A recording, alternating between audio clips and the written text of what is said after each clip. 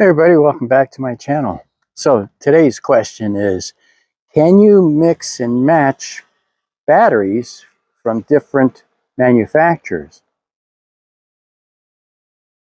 Good question. I say, as long as you are not mixing the different types of batteries, such as lithium with lead acid or AGM batteries. So if it's all the same chemistry, I think you can get away with it. So I've been running a little experiment in where I hooked up 5 LiFePO 4 batteries in parallel. They're all 100 amp hour batteries, so it gives me a total of 500 amp hours, which matches up perfectly with my 600 watt solar system now.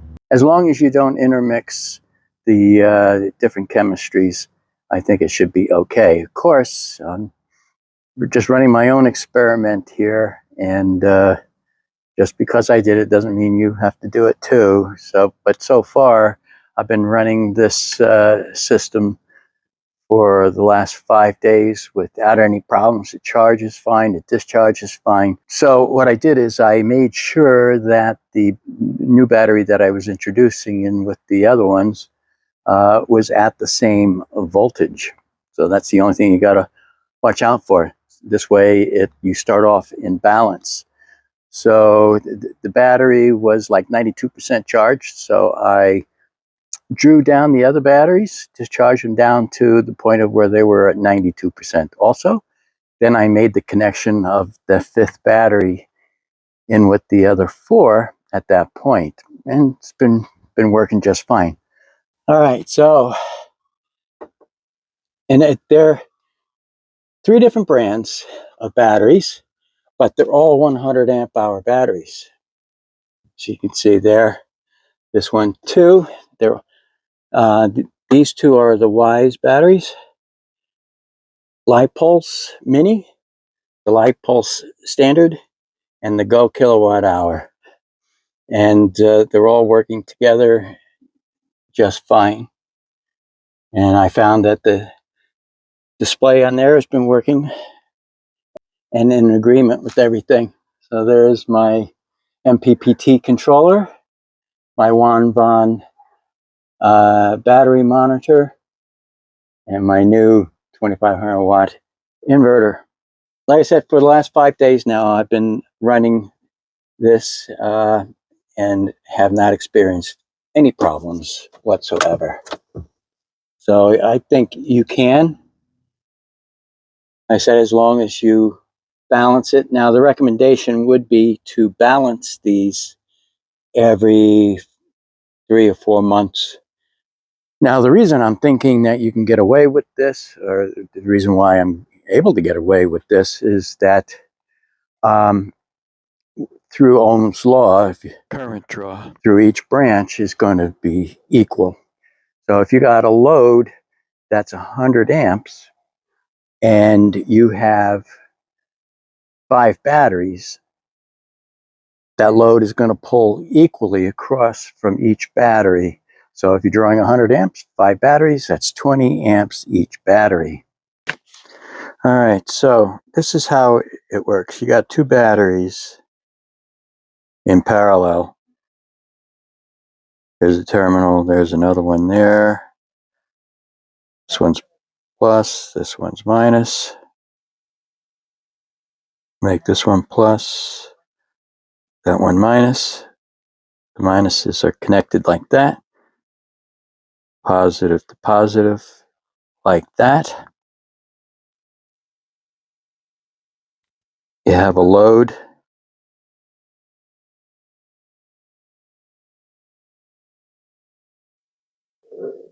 And the negative side of the load ties there. So this is positive, that's negative there.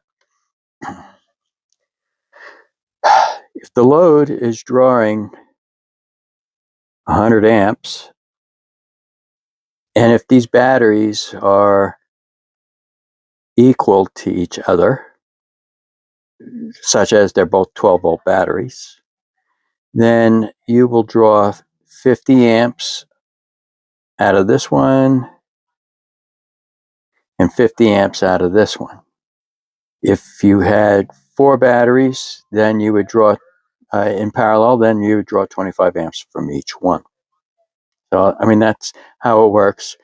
Ignoring some small differences, there's things called internal resistance of the batteries that will affect this slightly, but for all practical purposes, a load drawing 100 amps off of here is going to pull equal amounts of current off of each battery until if one dies, then it'll draw the balance of the current out of the other battery until that one dies. So that's basically how that works. Now, if we were to charge them, so now they're still in parallel.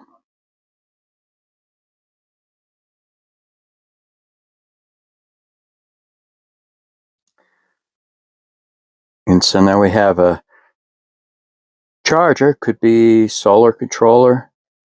So this is plus, this is minus. The batteries will charge at their own rates. So, I mean, this one could be charging at the rate of 10 amps an hour. This one could be charging at a rate of 9 amps an hour, assuming I have a 20 amp charger. So a charger can supply 20 amps, got 2 batteries in parallel. The batteries will draw what they need until they're charged. In the case of lithium batteries, the BMS will prevent this from overcharging and stop the charging at this battery if it reaches the 100%. And this one hasn't reached it yet. This one will continue to charge until it reaches 100%. So once this one here shuts down, then the bulk of the current coming off of the charger will go to the one battery. So same principle works for 2 batteries, 3 batteries, 4, or 5. So that's how that works. So each battery that's in parallel will charge at their own rate until they're all charged. And then in the case of the solar controller, once all the batteries are at 100%, then this will then go into float mode. All right, so actually I shot this video a number of weeks ago, about 3 weeks ago. So I've been running this now for at least 3 weeks with the 5 batteries in parallel and have not experienced any problems. Solar system charges it up just fine on the nice sunny days. I think it's all good. So 500 amp hour capacity with 5 100 amp hour batteries in parallel. Like I said, they all have to be the same chemistry, though, just don't intermix chemistries. Now, I do have to warn you that the manufacturers do not support this idea at all. So I'm doing this on my own. I've even seen where other people have kept the same technology as far as battery chemistry is concerned, but used different amp hour batteries, and it still worked out. Even though the batteries are not exactly the same capacity, I mean, they're not going to be exactly the same. Even within the same manufacturer, you're going to have variances. But with the BMS that's built into these batteries, it's not going to allow any one of the batteries to overcharge. So if a battery during the charge cycle gets to 100%, the BMS in that battery will stop the charging on that battery, and if the others will continue to charge until they hit 100%, and then the BMS will shut that down on those as well. So I am not worried.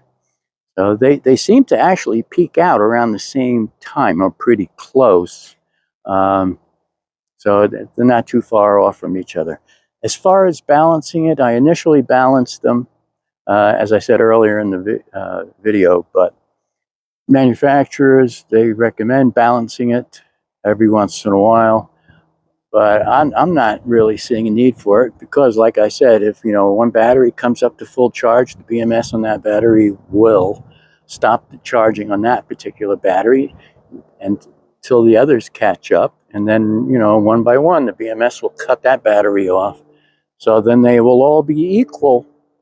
The trick is that your charger can supply enough current to charge them up fully. So that would be the only thing. So periodic balancing, I don't know. I think not. I think each time you charge it up to 100% and the charger goes into float mode, they're all 100%. So they're all balanced automatically. That's my opinion. So, all right, that's it for today's video. Watch out for the next segment, which is going to be the installation of the additional 200 watts, bringing our system to a full 600 watts, and I'll show you a little more closely the charge controller and the inverter that we are using. And I'm pretty excited about this, so when we go boondocking, I think we're going to be in pretty good shape. So I actually did another little experiment with this battery bank, and that I was able to run one AC unit off the batteries through the inverter. The 15,000 BTU AC unit drew 1,400 watts. Now what I did was I turned on the fan first. You manually turn the fan on. Then I turned on the AC unit itself, the compressor, so there wasn't a huge surge. And you could actually, without any solar being pumped in, with the 500 amp hours, we could run the AC unit for about 4 hours. I didn't. I ran it for about 20 minutes and called it good. I didn't want to run the batteries down, but I was able to run the AC unit off of the system, so it worked out pretty good. All right, that's it for today's video. Hey, if you liked this video, got something out of it, give me a thumbs up. I sure would appreciate it. And if you want, make a comment down below. All this interaction does help my channel out quite a bit. So until next time, happy camping. Bye now. Thomas says thanks for watching. Don't forget to subscribe and like and share. Until next time, happy camping.